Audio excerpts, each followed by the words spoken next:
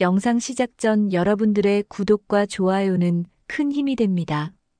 안녕하세요. 여러분, 오늘은 한 부부의 이야기를 들려드리려고 합니다. 아마 여러분 중에서도 비슷한 경험을 하신 분들이 계실지도 모르겠어요. 서울 외곽의 한 아파트 단지에서 남편 재호는 오늘도 새벽 5시에 눈을 떴습니다. 38살의 재호는 경기도 소재. 중소기업에서 격리 업무를 담당하고 있었죠. 하지만 그것만으로는 가족의 생계를 책임지기에 부족했습니다. 매달 아파트 대출금과 생활비를 감당하려면 추가 수입이 절실했어요. 재호는 조용히 침대에서 일어나 세면을 하고 출근 준비를 했습니다. 거실을 지나며 소파에서 자고 있는 4살 딸 서연이를 바라봤죠. 아이는 천사 같은 얼굴로 새근새근 잠들어 있었습니다. 재호는 딸의 이마에 살며시 입을 맞추고 현관문을 열었어요. 시계는 6시를 가리키고 있었습니다. 회사는 집에서 1시간 거리에 있었습니다. 재호는 아침 7시 30분이면 사무실에 도착했죠. 점심시간에는 동료들과 1,000원짜리 김밥으로 끼니를 때웠고 저녁 6시가 되면 퇴근했습니다. 하지만 재호의 하루는 거기서 끝나지 않았어요. 퇴근 후 재호는 곧장 집 근처 대리운전 사무소로 향했습니다. 저녁 7시부터 새벽 2시까지 대리운전 일을 했죠. 주말도 예외가 아니었습니다. 토요일과 일요일. 저녁에도 핸들을 잡았어요. 한 달에 이틀 정도만 쉴 수 있었습니다. 이런 생활이 3년째 이어지고 있었습니다. 재호는 늘 피곤했지만 참았어요. 가족을 위해서라면 감당할 수 있다고 스스로를 다독였습니다. 아내 은주와 딸 서연이를 생각하면 힘이 났죠. 비록 딸과 함께하는 시간은 부족했지만 주말 낮만큼은 최대한 함께 보내려 노력했습니다. 아내 은주는 33으로 프리랜서 디자이너로 일하고 있었습니다. 집에서 노트북으로 작업하는 경우가 많았죠. 아침에 서연이를 유치원에 데려다주고 낮 동안 일을 하다가 오후 5시쯤 서연이를 데려오는 것이 은주의 일상이었습니다. 재호에 비하면 시간적으로 여유가 있는 편이었어요. 재호는 은주를 믿었습니다. 결혼 5년 동안 큰 문제 없이 살아왔으니까요. 은주는 착실한 아내였고 좋은 엄마였습니다. 살림도 잘했고 시부모님께도 잘했죠. 재호는 자신이 밤낮으로 일하는 동안 은주가 집안일과 육아를 도맡아준다는 사실에 늘 감사했습니다. 주변 사람들도 이 부부를 대견하게 봤습니다. 재호의 부모님은 며느리가 남편 뒷바라지를 잘한다며 흐뭇해했어요. 은주의 부모님 역시 사위가 가정을 위해 열심히 일한다며 기특해했습니다. 비록 넉넉하지는 않았지만 성실하게 사는 모범적인 젊은 부부라는 평가를 받았죠. 하지만 재호는 요즘 들어 뭔가 이상하다는 느낌을 받기 시작했습니다. 석 달 전부터 은주의 모습이 조금씩 달라지고 있었어요. 처음에는 대수롭지 않게 여겼지만 시간이 갈수록 변화가 뚜렷해졌습니다. 은주는 갑자기 외모에 신경을 쓰기 시작했습니다. 출산 후 몇 년간 입지 않았던 짧은 치마를 다시 꺼내 입었어요. 높은 굽의 구두도 신었습니다. 화장도 예전보다 훨씬 진하게 했죠. 20대 때처럼 아이라인을 그었고 립스틱도 선명한 빨간색이었습니다. 어느 날 재호가 퇴근하고 대리운전을 나가기 전 잠깐 집에 들렀을 때였습니다. 은주의 방에서 본 적 없는 명품 가방이 눈에 띄었어요. 재호는 물었습니다. 그 가방 새로 산 거야? 은주는 친구한테 빌린 거라고 대답했죠. 하지만 재호는 석연치 않았습니다. 다음 주에는 옷장에서 새 옷들이 보였습니다. 브랜드 로고가 선명한 고급 의류였어요. 재호는 또 물었습니다. 이 옷들은 언제 샀어? 은주는 세일 기간에 싸게 샀다고 했습니다. 재호는 더 이상 묻지 않았지만 마음 한구석이 불편했죠. 은주의 외출도 잦아졌습니다. 예전에는 집에서 일하느라 거의 나가지 않았는데 요즘은 자주 나갔어요. 클라이언트 미팅이 있다거나 친구를 만난다는 핑계였습니다. 저녁 늦게 돌아오는 날도 있었죠. 재호는 점점 더 의심이 커졌습니다. 밤에 대리운전을 하면서도 은주 생각이 머릿속을 떠나지 않았어요. 혹시 다른 남자가 생긴 건 아닐까 하는 불안감이 엄습했습니다. 하지만 확신할 수는 없었죠. 증거가 없었으니까요. 재호는 더 이상 참을 수 없었습니다. 의심만 하고 있을 수는 없었어요. 진실을 확인해야 했습니다. 탐정을 고용하는 방법도 생각해봤지만 비용이 만만치 않았죠. 한 달에 수백만 원씩 드는 탐정 비용은 재호에게 너무 큰 부담이었습니다. 고민 끝에 재호는 직접 아내를 추적하기로 결심했습니다. 회사에 연차 휴가를 신청했어요. 상사는 재호가 거의 휴가를 쓰지 않는 직원이라 흔쾌히 승인해 주었습니다. 재호는 다음 주 수요일에 휴가를 냈죠. 그날 아침 재호는 평소처럼 출근하는 척했습니다.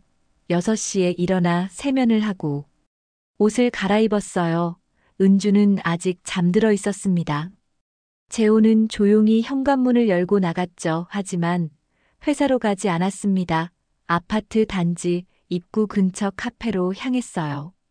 카페 창가 자리에 앉아 아파트 정문이 보이는 곳에서 기다렸습니다. 아메리카노를 주문하고 시간을 확인했죠. 7시 45분이었습니다. 은주는 보통 8시 30분쯤 서연이를 데리고 유치원 버스 정류장으로 나올 것이었어요. 시간이 느리게 흘렀습니다. 재호는 창밖만 바라보며 기다렸죠. 손에 쥔 커피잔이 식어갔지만 한 모금도 마시지 못했습니다. 입안이 바짝 말라 있었고 심장은 빠르게 뛰고 있었어요. 혹시 자신의 의심이 기우이길 바라는 마음과 진실을 알고 싶은 마음이 교차했습니다. 8시 20분이 되자 아파트 정문에서 은주와 서연이가 나왔습니다. 재호는 긴장한 채 두 사람을 지켜봤어요. 은주는 화장을 진하게 하고 있었고 짧은 스커트에 높은 구두를 신고 있었습니다. 유치원 버스를 기다리는 엄마들 사이에서 유독 눈에 띄는 차림새였죠. 8시 30분 정각에 유치원 버스가 도착했습니다. 은주는 서연이를 버스에 태우고 손을 흔들어 주었어요. 버스가 떠나자 다른 엄마들은 집으로 돌아갔습니다. 하지만 은주는 돌아가지 않았죠. 재호의 심장이 쿵 소리를 내며 뛰기 시작했습니다. 은주는 아파트 단지 입구 쪽으로 걸어가고 있었어요.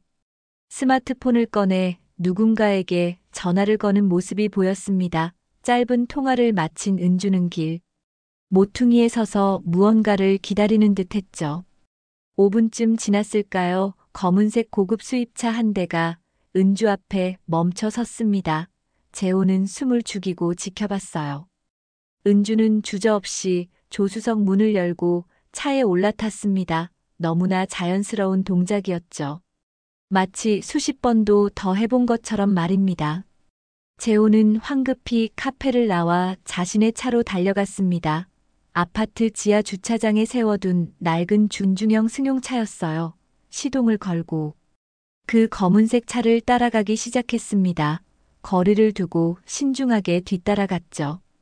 검은색 차는 강남 방향으로 향했습니다. 한강대교를 건너 강남구 청담동 쪽으로 들어갔어요. 고급 주택가와 명품 매장이 즐비한 동네였습니다. 재호는 차 안에서 이를 악물었죠. 이 동네는 자신과는 전혀 다른 세계였습니다. 차는 한강변에 있는 고급 레스토랑 앞에 멈춰 섰습니다. 재호는 조금 떨어진 곳에 차를 세우고 지켜봤어요. 은주가 차에서 내렸고 운전석에서 한 남자가 내렸습니다. 30대 중반쯤으로 보이는 남자는 잘 차려입은 정장 차림이었죠. 재호는 그 남자의 얼굴을 보는 순간 기억이 떠올랐습니다. 은주의 고등학교 동창이었어요. 결혼식 때 하객으로 왔던 사람이었습니다. 이름은 정우라고 했던 것 같았죠. 당시에는 단순한 친구 사이라고 생각했는데 지금 보니 전혀 그렇지 않았습니다. 두 사람은 레스토랑 안으로 들어갔습니다. 재호는 차에서 내려 레스토랑 입구까지 다가갔어요. 유리창 너머로 내부가 보였습니다. 창가 테이블에 앉은 은주와 정우가 마주보며 웃고 있었죠. 테이블 위에는 와인 잔이 놓여 있었습니다. 재호는 가슴이 찢어지는 것 같았습니다. 자신은 1,000원짜리 김밥으로 끼니를 때우는데 아내는 이런 고급 레스토랑에서 다른 남자와 와인을 마시고 있었어요. 재호는 주먹을 불끈 쥐었지만 참았습니다. 더 확실한 증거를 잡아야 했죠. 1시간 반 정도 지났을까요? 두 사람이 레스토랑에서 나왔습니다. 재호는 재빨리 자신의 차로 돌아갔어요. 은주와 정우는 다시 검은색 차에 올라탔습니다. 차는 이번에는 압구정동 방향으로 향했죠. 재호는 식은땀을 흘리며 뒤를 쫓았습니다. 차는 한 호텔 앞에 멈춰 섰어요. 고급 비즈니스 호텔이었습니다. 두 사람은 차에서 내려 호텔 로비로 들어갔죠. 재호는 차 안에서 두 사람이 사라지는 모습을 지켜봤습니다. 재호는 떨리는 손으로 스마트폰을 꺼냈습니다. 호텔 입구를 사진으로 찍었어요. 시간도 확인했습니다. 오후 1시 15분이었죠. 재호는 호텔 로비로 들어갔습니다. 프런트 직원에게 물어볼까 생각했지만 개인정보라 알려주지 않을 것이 분명했어요. 재호는 로비 소파에 앉아 기다렸습니다. 엘리베이터를 주시하며 두 사람이 내려오기를 기다렸죠. 시간이 느리게 흘렀습니다. 1시간이 지나고 2시간이 지났어요. 오후 4시가 다 되어서야 은주와 정우가 엘리베이터에서 내려왔습니다. 엘리베이터에서 내린 은주와 정우는 여전히 밝은 표정이었습니다. 두 사람은 로비를 가로질러 밖으로 나갔어요. 재호는 소파 뒤에 몸을 숨기고 지켜봤습니다. 심장이 터질 듯이 뛰었고 온몸에서 식은땀이 흘러내렸죠. 재호는 두 사람이 호텔을 완전히 빠져나간 후 천천히 일어났습니다. 다리에 힘이 풀려 비틀거릴 뻔했어요. 로비 소파에 다시 주저앉아 고개를 떨어뜨렸습니다. 3시간 동안 두 사람이 호텔 객실에서 무엇을 했는지는 불보듯 뻔했죠. 재호는 눈을 질끈 감았습니다. 머릿속으로 온갖 장면이 스쳐 지나갔어요. 자신이 밤낮으로 일하는 동안 아내는 다른 남자와 이런 식으로 시간을 보내고 있었다는 사실이 믿기지 않았습니다. 가슴이 찢어지는 것 같았고 숨쉬기조차 힘들었죠. 호텔 로비를 나와 주차장으로 향했습니다. 차에 올라타 핸들을 꽉 움켜쥐었어요. 비명을 지르고 싶었지만 참았습니다. 대신 주먹으로 핸들을 내리쳤죠. 1번, 2번, 3번 손등이 빨갛게 부어올랐지만 아픔이 느껴지지 않았습니다. 정신을 차리고 다시 검은색 차를 따라갔습니다. 차는 은주가 사는 아파트 방향으로 향하고 있었어요. 오후 5시가 가까워지고 있었습니다. 서연이를 데려올 시간이 다가오고 있었죠. 아파트 단지 입구 근처에서 검은색 차가 멈춰 섰습니다. 은주가 차에서 내렸어요. 정우는 차 안에서 은주에게 손을 흔들었고 은주는 환하게 웃으며 답했습니다. 마치 연인처럼 자연스러운 모습이었죠. 검은색 차가 떠나고 은주는 유치원 버스 정류장으로 걸어갔습니다. 다른 엄마들과 섞여 서연이를 기다리는 모습이었어요.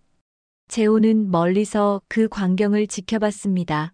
겉으로 보기에 은주는 평범한 엄마였죠.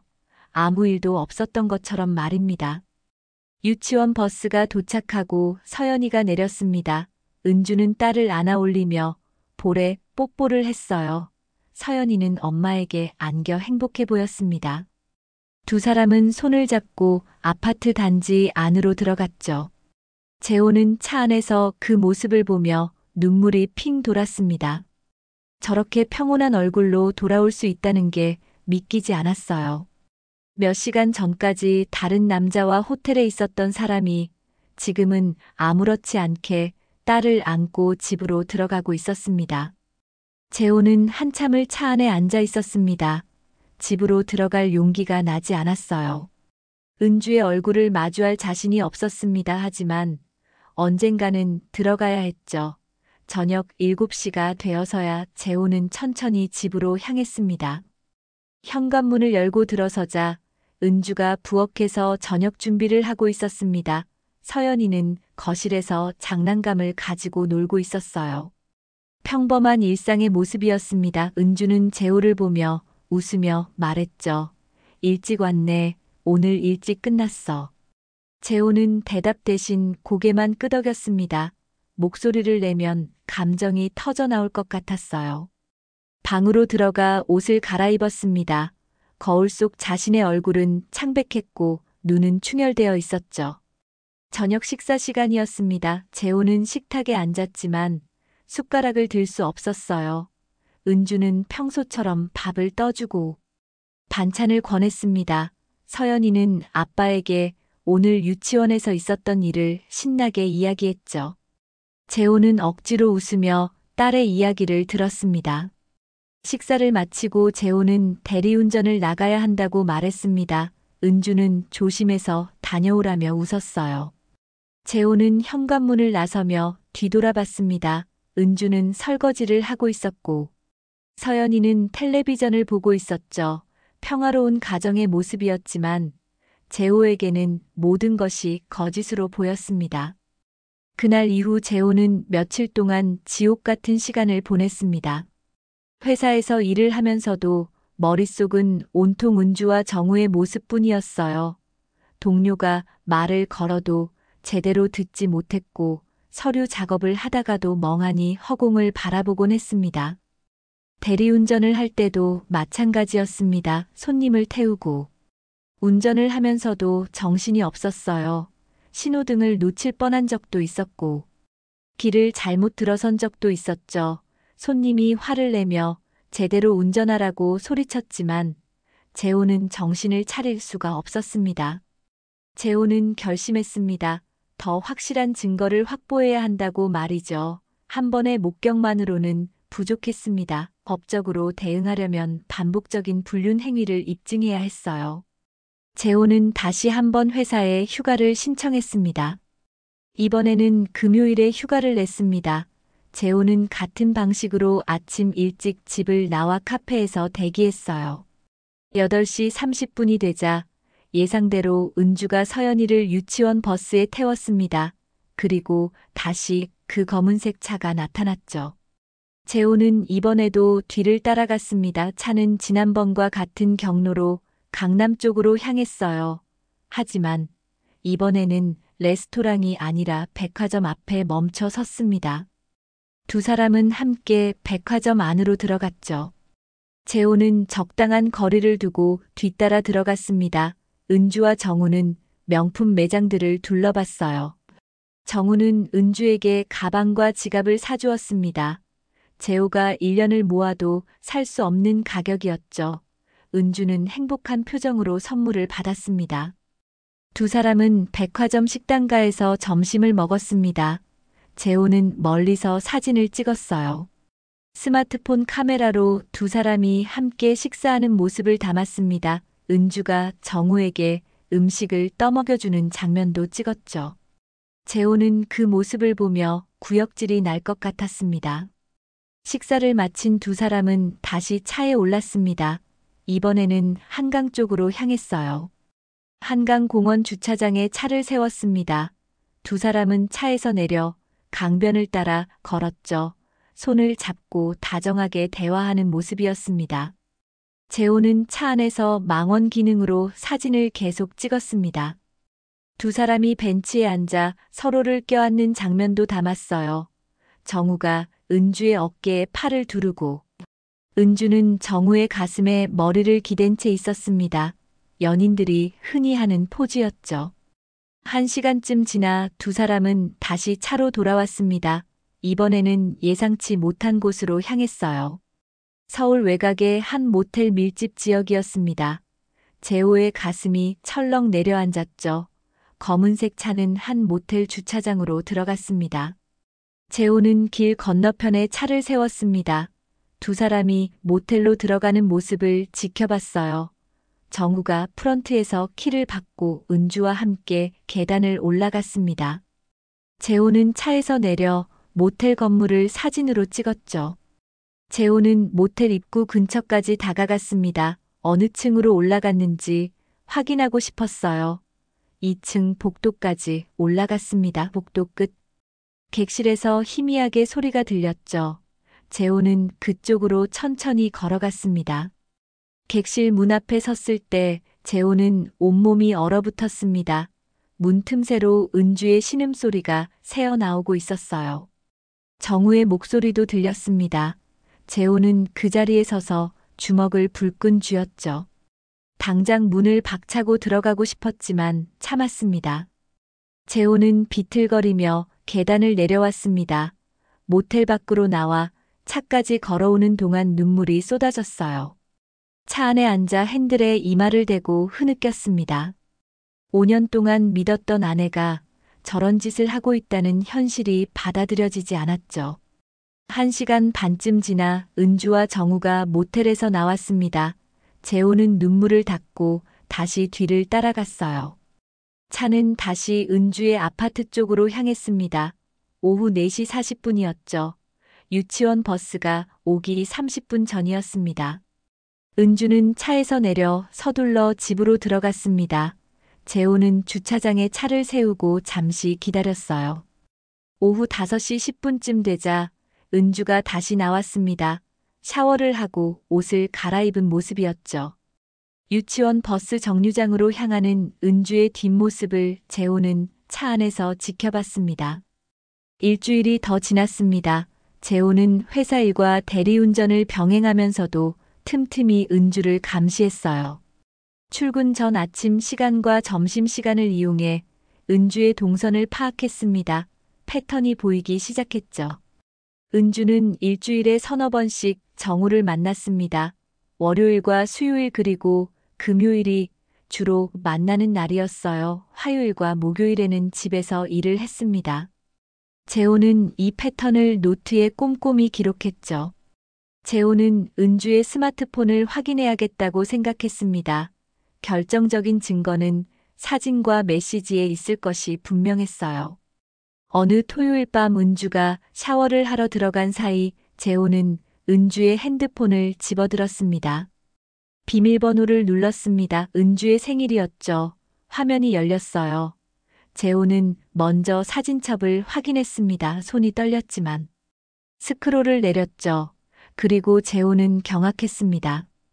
사진첩에는 정우와 찍은 사진이 가득했습니다. 레스토랑에서 찍은 셀카, 한강공원에서 찍은 사진, 백화점에서 받은 선물을 들고 찍은 인증샷, 호텔 객실에서 찍은 사진까지 있었어요. 재호와 서연이가 함께 찍은 가족 사진보다 훨씬 많았습니다. 재호는 빠르게 사진들을 자신의 핸드폰으로 전송했습니다. 메신저 대화 내용도 확인했어요. 은주와 정우의 대화였습니다. 내일 몇 시에 만날까? 점심은 뭐 먹을까 보고 싶어 같은 내용이 가득했죠. 더 충격적인 내용도 있었습니다. 정우가 은주에게 이혼하고 나랑 살자고 제안하는 메시지였어요. 은주의 답장은 조금만 더 기다려줘, 타이밍을 봐야 해였습니다. 재호는 핸드폰을 떨어뜨릴 뻔했죠. 욕실에서 물 흐르는 소리가 멈췄습니다. 재호는 황급히 은주의 핸드폰을 제자리에 놓았어요. 침대에 누워 자는 척했습니다. 은주가 욕실에서 나왔지만 재호는 눈을 감고 있었죠. 심장이 터질 듯이 뛰었습니다. 다음 날 재호는 컴퓨터 매장에 갔습니다. 대용량 외장 하드를 구매했어요. 집으로 돌아와 은주가 외출한 사이 모든 증거를 백업했습니다. 스마트폰에서 전송받은 사진들을 외장 하드에 저장했죠. 모텔과 호텔을 찍은 사진도 함께 저장했습니다. 재호는 사진 파일 하나하나를 확인하며 날짜를 정리했습니다. 가장 오래된 사진은 6개월 전 것이었어요.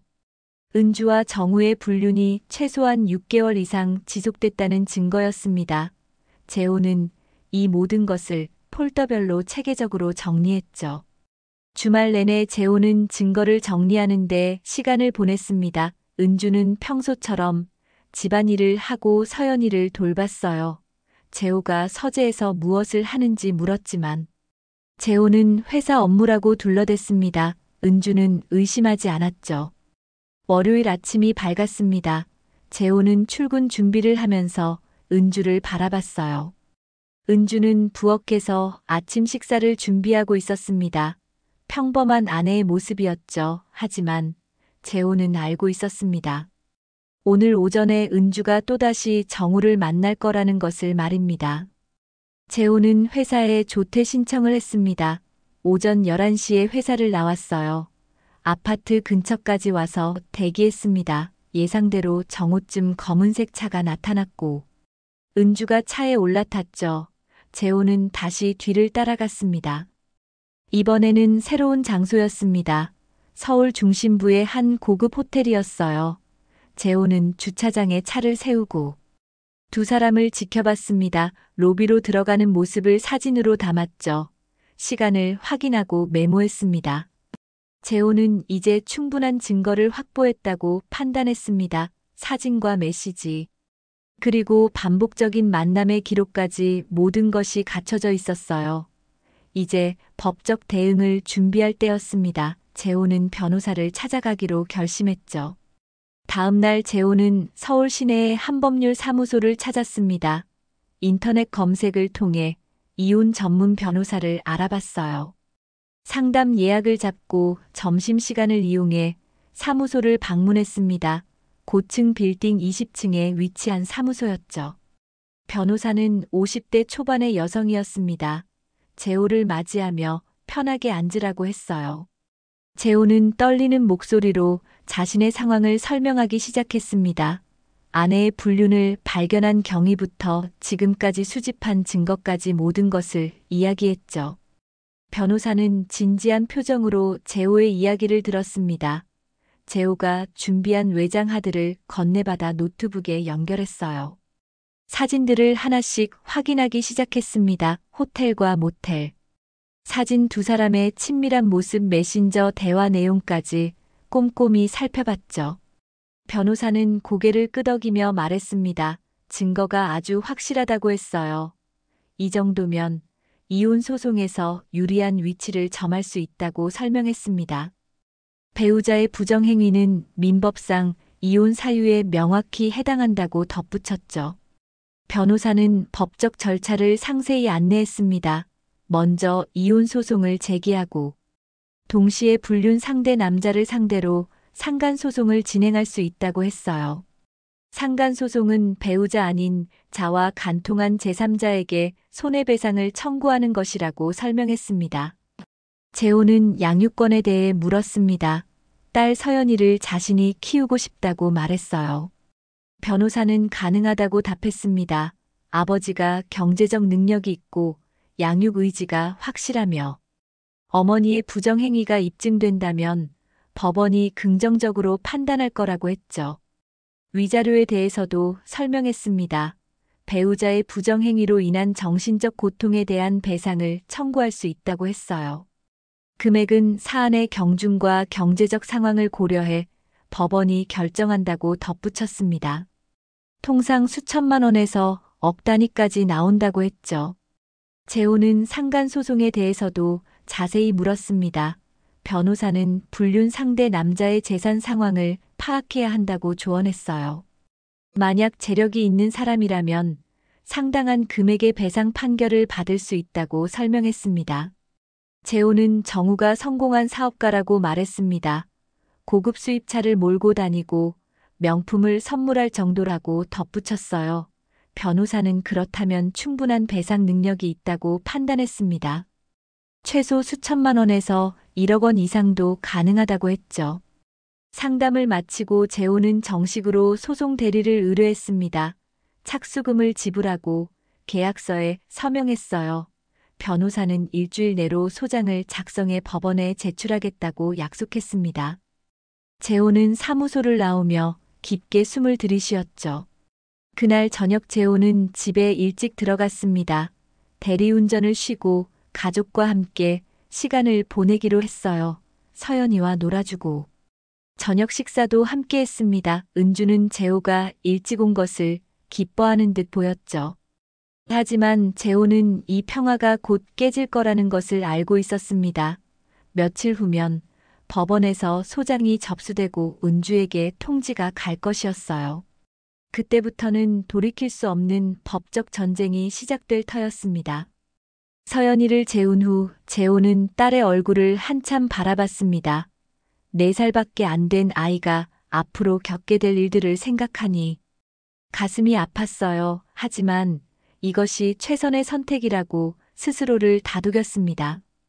거짓으로 가득한 가정보다는 진실된 새 출발이 나을 거라고 믿었죠. 일주일 후 변호사에게서 연락이 왔습니다. 소장이 법원에 접수됐다는 소식이었어요. 이혼 청구 소송과 상간자, 손해배상 청구 소송 2건이 동시에 제기됐습니다. 며칠 내로 은주와 정우에게 법원 통지가 발송될 것이라고 했죠. 재호는 그날 밤 잠을 이룰 수 없었습니다. 내일이면 은주가 법원 통지를 받을 것이었어요. 어떤 반응을 보일지 예상할 수 없었습니다. 재호는 침대에 누워 천장을 바라보며 다가올 폭풍을 생각했죠. 이틀 후 금요일 오후였습니다. 재호가 회사에서 일하고 있을 때 은주에게서 전화가 왔어요. 목소리가 떨리고 있었습니다. 당장 집에 와야 한다며 다급하게 말했죠. 재호는 무슨 일이냐고 물었지만 은주는 그냥 빨리 오라고만 했습니다. 재호는 상사에게 급한 일이 생겼다며 조퇴를 신청했습니다. 1시간 만에 집에 도착했어요. 현관문을 열고 들어서자 은주가 거실 소파에 앉아 있었습니다. 손에는 법원 통지서를 쥐고 있었죠. 얼굴은 창백했고 눈은 붉게 충혈되어 있었습니다. 은주는 떨리는 목소리로 물었습니다. 이게 대체 무슨 짓이냐고 말이죠. 재호는 침착하게 대답했습니다. 보면 알 수 있지 않냐고 했어요. 은주는 소리를 질렀습니다. 이혼 소송이라니 미쳤냐며 화를 냈죠. 재호는 조용히 자신의 가방에서 서류 봉투를 꺼냈습니다. 테이블 위에 사진들을 쏟아냈어요. 은주와 정우가 함께 찍은 모든 사진이었습니다. 레스토랑, 호텔, 한강공원, 백화점에서 찍은 사진들이 테이블을 가득 메웠죠. 은주의 얼굴이 하얗게 질렸습니다. 입술이 파르르 떨렸어요. 변명할 말을 찾지 못하고 입만 벙긋거렸습니다. 재호는 냉정한 목소리로 말했죠. 6개월 동안 정우와 만난 모든 기록이 여기 있다고 했습니다. 재호는 메신저 대화 내용을 프린트한 서류도 내밀었습니다. 이혼하고 나랑 살자는 정우의 메시지와 은주의 답장이 선명하게 인쇄되어 있었어요. 은주는 그 서류를 보며 무너져 내렸습니다. 바닥에 주저앉아 울기 시작했죠. 재호는 감정을 드러내지 않았습니다. 이미 며칠 전부터 각오했던 순간이었어요. 은주가 아무리 울어도 마음이 흔들리지 않았습니다. 오히려 지난 6개월 동안 자신을 속였던 은주가 더 원망스러웠죠. 은주는 용서해달라고 빌었습니다. 잘못했다며 무릎을 꿇고 애원했어요. 다시는 정우를 만나지 않겠다고 맹세했습니다. 재호는 고개를 저었죠. 이미 늦었다고 말했습니다. 변호사를 통해 법적 절차를 진행할 거라고 덧붙였어요. 다음 주 월요일 재호는 은주 몰래 집을 나왔습니다. 원룸을 하나 얻어 서연이와 함께 이사했어요. 은주는 집에 혼자 남았습니다. 재호는 은주에게 더 이상 할 말이 없었죠. 변호사를 통해서만 연락하겠다고 통보했습니다. 한 달 후 첫 번째 재판 기일이 잡혔습니다. 서울가정법원 6층 법정이었어요. 재호는 변호사와 함께 법정에 들어섰습니다. 반대편에는 은주와 은주의 변호사가 앉아 있었죠. 은주는 재호를 쳐다보지 못했습니다. 판사가 입장하며 재판이 시작됐습니다. 재호 측 변호사는 준비한 증거들을 제출했어요. 사진 파일들이 스크린에 차례로 띄워졌습니다. 은주와 정우가 호텔에서 함께 찍은 사진, 레스토랑에서 손을 잡고 있는 사진, 백화점에서 명품을 들고 웃는 사진들이었죠. 판사는 심각한 표정으로 증거들을 살펴봤습니다. 은주의 변호사는 반박하려 했지만 증거가 너무 명확했어요. 메신저 대화 내용까지 제출되자 더 이상 변명할 여지가 없었습니다. 판사는 은주에게 인정하느냐고 물었고 은주는 고개를 숙인 채 그렇다고 답했죠. 재판은 2차례 더 진행됐습니다. 정우도 법정에 소환됐어요. 정우는 자신의 잘못을 인정했습니다. 하지만 사랑했다는 변명을 늘어놓았죠. 재호는 그 말을 듣고 비웃었습니다. 사랑이라는 이름으로 남의 가정을 파괴했다는 게 말이 되느냐고 속으로 생각했어요. 석 달 후 최종 판결이 내려졌습니다. 판사는 은주의 부정행위를 명백히 인정했어요. 혼인 관계를 파탄에 이르게 한 중대한 귀책 사유라고 판시했습니다. 따라서 이혼을 허가한다고 선고했죠. 양육권은 재호에게 전적으로 부여됐습니다. 은주의 부정행위와 재호의 양육 의지를 고려한 판단이었어요. 은주는 면접교섭권만 인정받았습니다. 한 달에 2번 서연이를 만날 수 있었죠. 위자료는 5천만 원으로 결정됐습니다. 은주가 재호에게 지급해야 할 금액이었어요. 재호가 겪은 정신적 고통에 대한 배상이라고 판사는 설명했습니다. 소송 비용도 은주가 부담하게 됐죠. 정우에 대한 상간소송 판결은 더욱 무거웠습니다. 8천만 원의 손해배상 판결이 내려졌어요. 타인의 가정을 파탄낸 불법행위라는 게 법원의 판단이었습니다. 정우는 법정에서 고개를 떨궜죠. 판결이 확정된 후 여러 사람의 삶이 급격하게 변했습니다. 먼저 정우의 인생이 무너지기 시작했어요. 8천만 원의 배상금은 그에게도 적지 않은 금액이었습니다. 게다가 소문이 퍼지면서 사업에도 타격을 입었죠. 정우가 운영하던 무역회사의 거래처들이 하나둘 계약을 끊기 시작했습니다. 불륜 스캔들이 알려지면서 이미지가 추락했기 때문이었어요. 회사 직원들도 사장을 보는 눈빛이 달라졌습니다.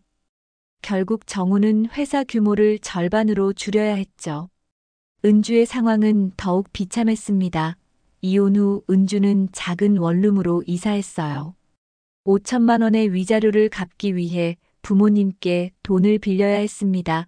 은주의 부모님은 딸의 잘못에 분노했지만 결국 집을 담보로 대출을 받아 돈을 마련해 주었죠.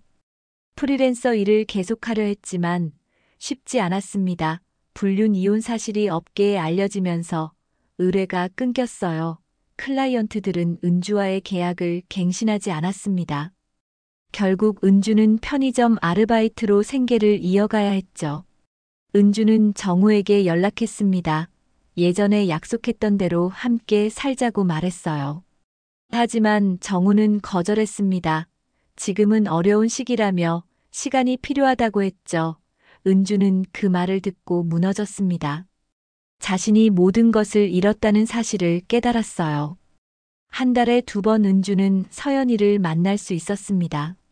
재호가 지정한 장소에서 2시간 동안만 면회가 허용됐어요. 첫 번째 만남 날 은주는 서연이를 꼭 껴안고 울었습니다. 서연이는 엄마가 왜 우는지 이해하지 못했죠. 서연이는 은주에게 물었습니다. 엄마는 왜 우리랑 안 살아? 은주는 대답할 수 없었어요. 그저 미안하다는 말만 반복했습니다. 2시간이 빠르게 지나가고 재호가 서연이를 데리러 왔죠. 은주는 딸이 떠나는 모습을 보며 또다시 눈물을 흘렸습니다. 재호는 원룸에서 서연이와 새로운 생활을 시작했습니다. 아침마다 일찍 일어나 딸의 아침 식사를 준비했어요. 유치원 도시락도 직접 쌌습니다. 서툴렀지만 점점 나아졌죠. 퇴근 후에는 대리운전 대신 서연이와 시간을 보냈습니다. 경제적으로는 여전히 빠듯했습니다. 하지만 재호는 대리운전 횟수를 줄였어요. 주말에만 일하기로 했습니다. 평일 저녁에는 서연이와 함께 있어주고 싶었죠. 위자료와 배상금으로 받은 돈은 서연이의 교육비를 위해 저축했습니다. 회사 동료들은 재호의 사정을 알게 된 후 많이 도와주었습니다. 육아 때문에 조퇴할 때도 이해해 주었고 업무를 분담해 주기도 했어요. 재호는 그런 동료들에게 감사했습니다. 혼자서는 감당하기 힘들었을 거라고 생각했죠. 서연이는 처음에는 힘들어했습니다. 엄마가 그리웠고 이전의 생활이 그리웠어요. 하지만 시간이 지나면서 적응하기 시작했습니다. 아빠와 함께하는 시간이 늘어나면서 오히려 더 행복해 보였죠. 어느 일요일 오후였습니다. 재호는 서연이와 함께 놀이터에 갔어요. 서연이는 그네를 타며 즐거워했습니다. 재호는 딸을 밀어주며 생각했죠. 비록 힘든 과정이었지만 올바른 선택을 했다고 말입니다. 해가 저물 무렵 재호와 서연이는 손을 잡고 집으로 걸어갔습니다. 서연이는 아빠 손을 꼭 잡고 신나게 이야기했어요. 오늘 놀이터에서 있었던 일을 말했습니다. 재호는 딸의 이야기를 들으며 미소 지었죠. 원룸 앞에 도착했을 때 재호는 서연이를 안아 올렸습니다. 딸의 눈을 바라보며 말했어요. 앞으로는 아빠가 너를 지켜줄게. 서연이는 고개를 끄덕이며 웃었습니다. 재호는 딸을 꼭 안고 집 안으로 들어갔죠. 저녁을 먹으며 재호는 생각했습니다. 지난 1년이 악몽 같았지만 이제는 새로운 시작이라고 말이죠. 은주에 대한 원망도 점차 사라지고 있었습니다. 다만 서연이가 상처받지 않기를 바랄 뿐이었어요. 밤이 되어 서연이를 재운 후 재호는 창밖을 바라봤습니다. 작은 원룸이지만 이곳이 이제는 진짜 집처럼 느껴졌어요. 거짓 없는 공간이었습니다. 재호는 내일을 위해 일찍 잠자리에 들었죠. 한때 평범해 보였던 가정은 불륜으로 인해 완전히 무너졌습니다. 은주는 모든 것을 잃었고 정우는 대가를 치렀어요. 하지만 재호는 딸과 함께 새로운 삶을 시작했습니다. 쉽지 않은 길이었지만 진실을 선택한 것을 후회하지 않았죠. 재호와 서연이의 내일은 비록 험난하겠지만 함께라면 이겨낼 수 있을 것이었습니다.